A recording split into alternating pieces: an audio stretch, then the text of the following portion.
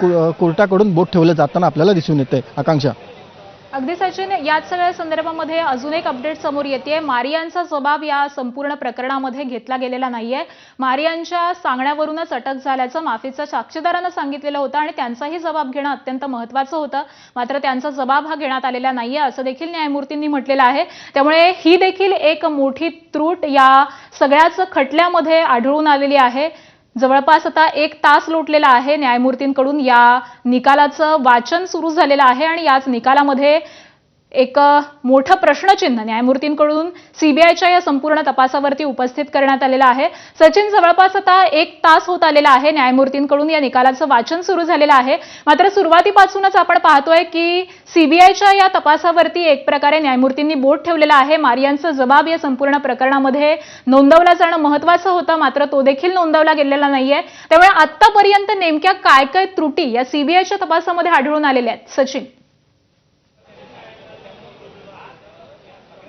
आपण बघतोय की सीबीआयने तपास केलेला आहे। 9 आरोपींविरोधात आरोपपत्र दाखल केलेलं आहे, मात्र तपासामध्ये अनेक त्रुटी या राहिल्याचं आता कोर्टाकडून सांगण्यात आलेलं आहे। सीबीआयचा असा दावा आहे की राजकीय वैमनस्यातून तसेच व्यावसायिक वैमनस्यातून ही हत्या करण्यात आलेली होती, मात्र ते जे सगळे डॉट्स सीबीआयने जुळले पाहिजे होते ते डॉट्स अद्याप जुळलेले नाहीत असं कोर्टाकडून सूतोवाचेकर्ता कोर्टाकडून सांगण्यात आलेलं आहे। माफीच्या साक्षीदाराने त्याला आरोपींकडून 2 वेळा 1.5 लाख रुपये तसेच एकदा 2.5 लाख रुपये घेतल्याचं सांगितलेलं होतं, मात्र प्रत्येक वेळेला त्याने आपलं विधान हे बदललेलं आहे। त्यासोबतच माफीच्या साक्षीदाराने शूटरला 20 लाख रुपये दिल्याचा एक दावा होता, मात्र ती साक्ष देखील त्याने बदललेली आहे। त्यासोबतच जे शूटर बिहारमधून आलेले होते त्यांना बंदूक घेतल्या, त्यासाठी ते सिवानला गेलेले होते, मात्र ते सिवानला कसे गेले त्या संदर्भातली कोणती तिकीटं ही सीबीआयला दाखवता आलेली नाहीत, जेणेकरून हे सिद्ध करता आलं असतं की आरोपी कशा प्रकारे सिवानला गेले, कोणत्या मार्गाने गेले, मात्र तसं तपास यंत्रणेकडून झालेलं नाही असं आपण बघतोय की कोर्टाने सांगितलेलं आहे।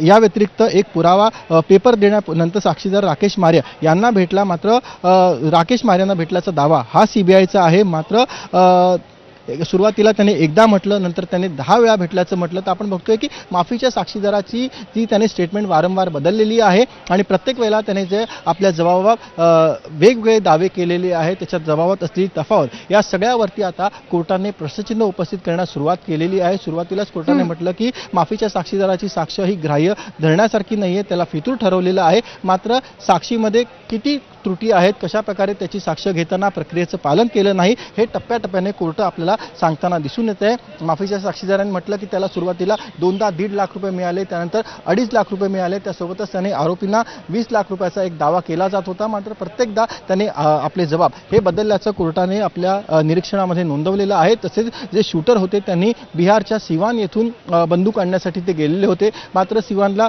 कसे गेले आणि त्या संदर्भातले पुरावे हे सीबीआयला देता आलेले नाहीत असं देखील कोर्टाने आपल्या निरीक्षणामध्ये नमूद केलेलं आहे। अद्यापही या प्रकरणाची सुनावणी सुरू आहे, काही वेळातच निकाल लागणं हे अपेक्षित आहे, मात्र आपण बघतोय की आतापर्यंत या प्रकरणामध्ये तपास यंत्रणेकडून राहिलेल्या त्रुटी या कोर्टाने अतिशय प्राकर्षाने जाणून दिलेल्या आहेत, त्यावरती बोट ठेवलेलं आहे। मग तो माफीचा साक्षीदार असेल किंवा मग अन्य आरोपींकडून करण्यात आलेली जप्ती असेल किंवा मग जे धमकीचं पत्र असेल, या सगळ्यावरतीच आता कोर्टाने बोट ठेवलेलं आहे। त्यासोबतच ज्या पवनराजे निंबाळकर यांच्या पत्नी आनंदी देवी होत्या त्यांनी देखील जो माफीचा साक्षीदार आहे पारसमल जैन ह्याला बघितल्याचं आपल्या दुसऱ्या जबाबात त्यांच्या घराजवळ बघितल्याचं म्हटलेलं होतं, मात्र पहिल्या जबाबात त्याचा कुठेही उल्लेख नव्हता। यावरती देखील आपण बघतोय की आता कोर्टाकडून बोट ठेवण्यात आलेलं आहे।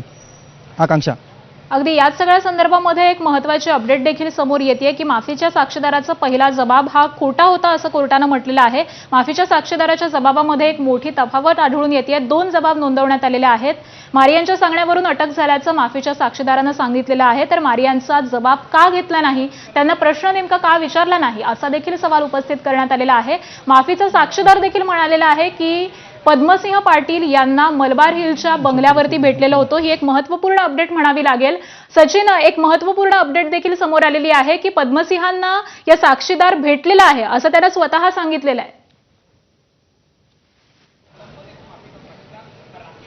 नक्कीच आपण बघतोय की या माफीच्या साक्षीदारावरती खरं तर संपूर्ण खटल्याची भिस्त अवलंबून होती। आपल्या जबाबात त्यांनी अनेक गोष्टींचा दावा केलेला होता. पैसे घेतले, किती वेळा घेतले, हे सगळं त्याने म्हटलेलं होतं. त्यासोबतच पद्मसिंह पाटील यांना तो त्यांच्या मलबार इथे भेटल्याचा देखील माफीच्या साक्षीदाराचा दावा होता. मात्र पद्मसिंह पाटील यांचा बंगला हा मलबार हिलला नसून कुलाबा इथे होता. त्यामुळे आता त्यावरती देखील आपण बघतोय की एक प्रश्नचिन्ह हे उपस्थित झालेलं आहे. अनेक वेळेला माफीच्या साक्षीदाराने आपला जबाब बदललेला आहे आणि त्यामुळे त्याची साक्ष ही ग्राह्य धरता येणार नाही, त्याला फितूर हे याआधीच कोर्टाने ठरवलेलं आहे. मात्र किती वेळेला साक्ष बदलली, कशा प्रकारे या साक्षीमध्ये तफावत आहे, कशा प्रकारे ही साक्ष घेताना प्रक्रियेचं पालन करण्यात आलं नाही, या सगळ्यावरती आता कोर्टाने बोट ठेवलेलं आहे.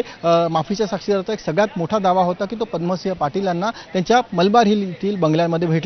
मात्र पद्मसिंह पाटील यांचा बंगला निश्चित सचिन, तुमच्याकडून वेळोवेळी अपडेट्स जाणून घेऊ. तुर्तास आपण कोर्टाच्या बाहेरचे दृश्य पाहणार आहोत, ज्या ठिकाणी ठाकरेंच्या